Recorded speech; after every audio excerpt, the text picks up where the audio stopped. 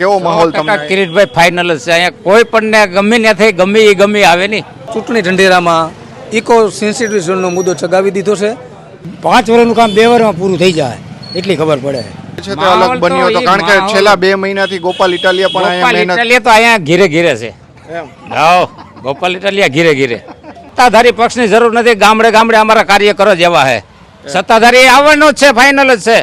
વિસાવદર પેટા ચૂંટણીમાં આજે મતદાન જે છે તે સવારથી જ શરૂ થઈ ગયું છે. ભેસાણ તાલુકાના અલગ અલગ ગામડાઓમાં આપણે ફર્યા, ત્યાં પણ વહેલી સવારથી ઉત્સાહ જે છે તે મતદાનમાં જોવા મળી રહ્યો છે. આપ જે પ્રકારે દ્રશ્યો જોઈ રહ્યા છો તે ભેસાણના રાણપુરના છે કે જ્યાં સવારથી યુવાન હોય, વૃદ્ધ હોય, તમામ લોકો જે છે તે મતદાન કરી અને પોતાનો જે મતાધિકાર કહેવાય તેનો ઉપયોગ કર્યો છે. અને અહીંયા જે રાણપુરના વાસીઓ જે છે તેમની સાથે વાત કરીશું, કેવા મુદ્દાઓને ધ્યાનમાં રાખી મત જે છે તે આપ્યા છે. આપ શું કહેશો, કેવા મુદ્દાઓ ધ્યાનમાં રાખ્યા છે? અત્યારે હાલ 87 મત વિસ્તાર વિધાનસભાની પેટા ચૂંટણીનો માહોલ હોય ત્યારે આ તાલુકાના વિસ્તારની લોકોની બહુ એવી તો ખાસ માગણી ન હોય, પણ જે રોડ રસ્તાના પ્રશ્નો હોય, જે સિંચાઈવાળા નવા ડેમો બનાવવા કે સૌની યોજનાનું પાણી ડેમો ભરવા કે નદીમાં નાખવું, એના માટે લોકોને ઉત્સાહ છે કે ભાઈ સત્તાધારી પાર્ટીઓ કે અપોઝિશન પાર્ટીના કોઈ પણ ધારાસભ્ય છૂટા છે તો વહેલી તકે આવા પ્રશ્નોનું નિરાકરણ થાય અને આનો સૌને વધુમાં વધુ ઝડપથી લાભ મળે એવી આશા સાથે અત્યારે કે સ્થાનિક સ્વરાજની ચૂંટણી હોય એવી રીતે અત્યારે માહોલ છે અને બધા લોકો બહુ ઉત્સાહભેર અત્યારે મતદાન કરી રહ્યા છે. આપ શું કહેશો, કેવા મુદ્દાઓ આપે ધ્યાનમાં રાખ્યા છે, મતદાનનો ઉપયોગ કર્યો છે ત્યારે? આપણે રોડ રસ્તા અને સત્તાધારી પાર્ટીમાં રહેવા. કેવા મુદ્દાઓ તમારે અહીંયા પ્રશ્ન કેવા છે? બસ રોડ રસ્તા થઈ જાય પ્રશ્ન પર. બરાબર. બીજા કોઈ અન્ય મુદ્દાઓ? બીજા કોઈ આ સિંચાઈનું પાણી ને ખેડૂતને મળે એવું સૌની યોજના.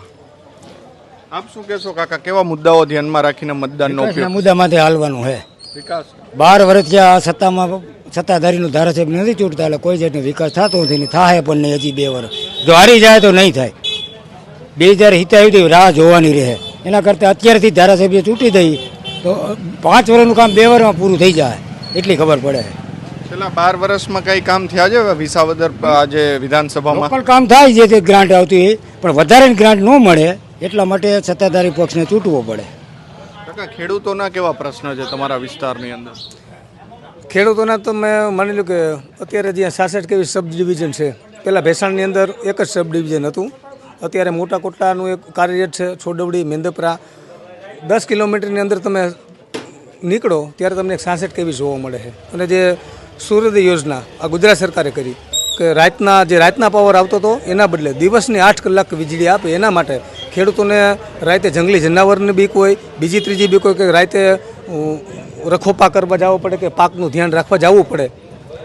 એ પ્રશ્ન જે ગુજરાતની અંદર વધુમાં વધુ જે ખેડૂતોનો મુશ્કેલીવાળો પ્રશ્ન હતો એ ગુજરાત સરકારે દિવસની વીજળી આપી અને ખેડૂતોને બહુ મોટી રાહત આપી છે. બરાબર. કાકા, તમે પણ મત આપ્યો કે નહીં? મત આપ્યો? હા, ભાજપને.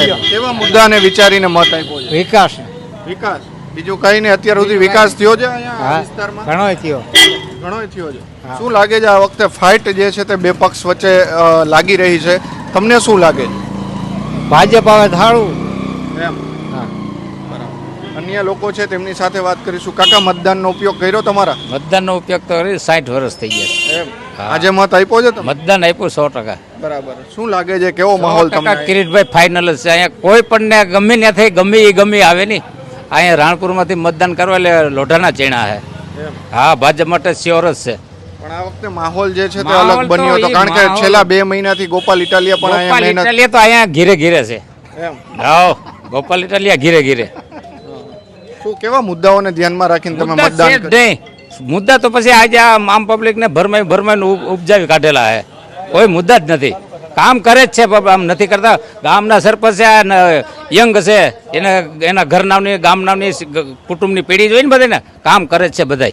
એમને છેલ્લા 12 વર્ષમાં તો 12 વર્ષ ને એ ભૂલી જાવ. 12 વર્ષે બાવો બોલે ને એ હવે આવી સાચો. 12 વર્ષે બાવો બોલવાનો હે. હા, પણ અત્યાર સુધી તો આમ જોઈએ તો કારણ કે સત્તાધારી પક્ષનો અહીંયા કોઈ ધારાસભ્ય હતા નહીં. સત્તાધારી પક્ષની જરૂર નથી. ગામડે અમારા કાર્યકરો જ એવા છે. સત્તાધારી આવવાનો જ છે, ફાઇનલ જ છે. આ વખતે ટૂંકમાં પેરિસ જેવા રોડ બનશે. પેરિસ જેવા રોડ જ છે. પેરિસનું એ તો ખાલી નામ છે. તો કિરીટભાઈ કીધું એટલે કિરીટભાઈ હું ગુનેગાર થઈ ગયા પેરિસ બોલ્યા એટલે એને કીધું 800 દિવસમાં હું ઘણા કામ કરીશ. એને 800 દિવસમાં ઘણા કામ કરનાર નાખ્યા છે ને ઘણા કામ કરવાના છે. એમ. હા હા ઓકે, અન્ય લોકો છે તેમની સાથે વાત કરીશું. કેવા મુદ્દાઓ જે છે અહીંયા ટૂંકમાં વિસાવદરની જનતા સાથે અમે વાત કરી, ઘણા ગામડાઓની સાથે વાત કરી. રોડ રસ્તાના મોટા પ્રશ્નો છે, ખાતરના મોટા પ્રશ્ન જે છે તે જોવા મળી રહ્યા છે. અત્યારે વિસાવદરની અંદર જોઈએ તો ઇકો સેન્સિટિવ ઝોનવાળી જે આંદોલન એ બધું થયા હતા, પણ સરકાર એવું વિચારે છે કે ઇકો સેન્સિટિવ ઝોનની અંદર જે ગામડા નથી આવતા હાલ પૂરતાને બાકાત કરવામાં આવ્યા છે, પણ કાંઈક ને કાંઈક મુદ્દા માટે ચૂંટણી ઢંઢેરામાં ઇકો સેન્સિટિવ ઝોનનો મુદ્દો ચગાવી દીધો છે. હકીકતમાં ઇકો સેન્સિટિવ ઝોન આવે તો ખેડૂતોને તકલીફ પડે છે, સરકાર પણ સમજે છે અને ખેડૂતો પણ સમજે છે, પણ એના માટે ગુજરાત સરકાર તેવું વિચારી રહી છે. ઇકો સેન્સિટિવ ઝોનને હટાવવા માટેના પ્રયાસો છે, પણ કંઈક ને કંઈક ક્યાંક કોર્ટ મેટલ હોય એના માટે સરકાર પણ બંધાયેલી હોય છે. ઇકો સેન્સિટિવ મુદ્દે તમને વાત કરું તો સરકાર ચિંતામાં છે, પણ આનો વહેલી તકે સરકાર હલ કરશે એવી મને ખાતરી છે. તમે શું કહેશો? મતદાન આપ્યું છે તમે? મતદાન તો કર્યું જોઈએ ને. કેવા મુદ્દાઓ ધ્યાનમાં રાખશો? વિકાસ સિવાય કોઈ મુદ્દો જ નથી. લોકલ લેવાના જે કાંઈ પણ કામ હોય ને, અમારે ભાજપના આગેવાનો ટોટલી કામ કરતા હોય છે, એટલે અમારી સરકાર ઉપર ભાજપની છે. અમે સરકારને હારે રહેવા જ માગીએ છીએ, બીજું કાંઈ કહેવાનું જ નથી. એ પ્રાથમિક સુવિધા કેવી મળી રહી છે? કોઈ અભાવ હોય એવું? નહીં, અત્યારે જો તમે ગામની અંદર જોઈ શકો છો, રોડ, પાણી, લાઇટ, મેઇન વસ્તુ શું જોઈએ આપણે પબ્લિકની, એ બધી વસ્તુ મળે છે, તો અમે એનાથી સંતુષ્ટ છીએ. એ ખાતરના પ્રશ્નો જે ખેડૂતો માટે, ખાતરનો પ્રશ્ન તો દરેક વખતે આવતો હોય છે કે એક જ હારે ઉપાડ થતો હોય તો ગમે ત્યારે એ સંજોગો બનતા હોય તો થોડું ઘણું આમ તેમ થતું હોય, પણ ખાતર વગર કોઈ ખેડૂત અમારા ગામમાં બાકી નથી. ટોટલ ખાતર મળી જ ગયું છે પૂરતું. છેલ્લા 12 વર્ષથી જોઈએ તો ભાજપ જે છે તે અહીંયા ખાતું ખોલી નથી શકી, પરંતુ આ વખતે તમને શું લાગે? ગોપાલ ઇટાલિયા પણ લડી રહ્યા છે. કિરીટભાઈ જ વિન છે. મુદ્દો શું હશે? વિકાસનો. તો આપ જે પ્રકારે આ દ્રશ્યો જોયા રહ્યા છો, આ રાણપુરના દ્રશ્યો છે. રાણપુર ગામ ખાતે અત્યારે આપણે અહીંયા પહોંચ્યા છીએ. આજે મતદાનનો અધિકાર કરવા માટે તમામ લોકો જે છે તે ભારે ઉત્સાહથી મત જે છે અધિકાર તેમનો ઉપયોગ કરી રહ્યા છે. વહેલી સવારથી જ જે વૃદ્ધ લોકો હોય, કહી શકાય કે યુવાનો હોય, તમામ લોકો જે છે તે મતદાનનો ઉપયોગ કરવા માટે જે અહીંયા બૂથ આવેલું છે રાણપુરનું, ત્યાં વહેલી સવારથી જે લાઈનો જે છે તે લાગી છે, એટલે કે મતદારો જે છે તેમાં એક અનેરો ઉત્સાહ જે છે તે જોવા મળી રહ્યો છે. અલગ અલગ મુદ્દાઓ જે છે તે હંમેશા મતદાન કરવા જતી વખતે મતદારો જે છે તેઓ ધ્યાનમાં રાખતા હોય છે, ત્યારે આ વખતે જે વિકાસનો મુદ્દો જે ધ્યાનમાં રાખીને લોકોએ મતદાન કર્યું છે તેવું પણ અહીંયાના લોકો કહેતા હતા.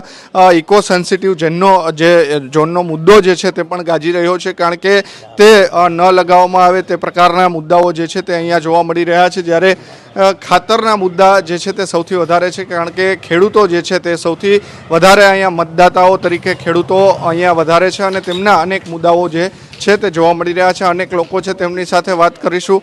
શું કહે છે? એમને શું એમ નહીં મત આપ્યો? તમે મત આપ્યો? મત આપવાનો જ હોય ને સાહેબ. કેવા મુદ્દાઓ ધ્યાનમાં રાખીને? મુદ્દા જોવાના જ હોય ને આપણે, શું હોય અહીંયા?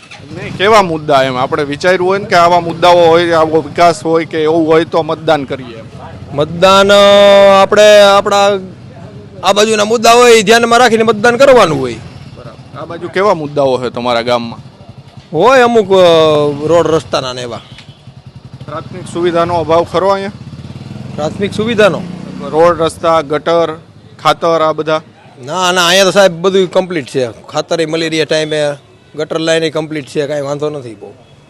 એટલે વિકાસના મુદ્દાને ધ્યાનમાં રાખીને અહીંયા જે લોકો જે છે તે મતદાન કરી રહ્યા છે. આ રાણપુર ગામ છે કે જ્યાં આપણે પહોંચ્યા હતા, ને રાણપુરમાં અહીંયાના જે સ્થાનિક લોકો જે છે તેઓ વિકાસનો મુદ્દો ધ્યાનમાં રાખીને અત્યારે મતદાન કરી રહ્યા છે, પરંતુ 23 તારીખે જ્યારે પરિણામ આવશે ત્યારે જ ખબર પડશે, કારણ કે આજે મતદારો જે છે તે ઉમેદવારોનું ભાવિ આજે નક્કી થવા જઈ રહ્યું છે. ત્યારે વિસાવદરની જનતા કોના સિરે આખરે તાજ પહેરાવે છે તે જોવું રહેશે.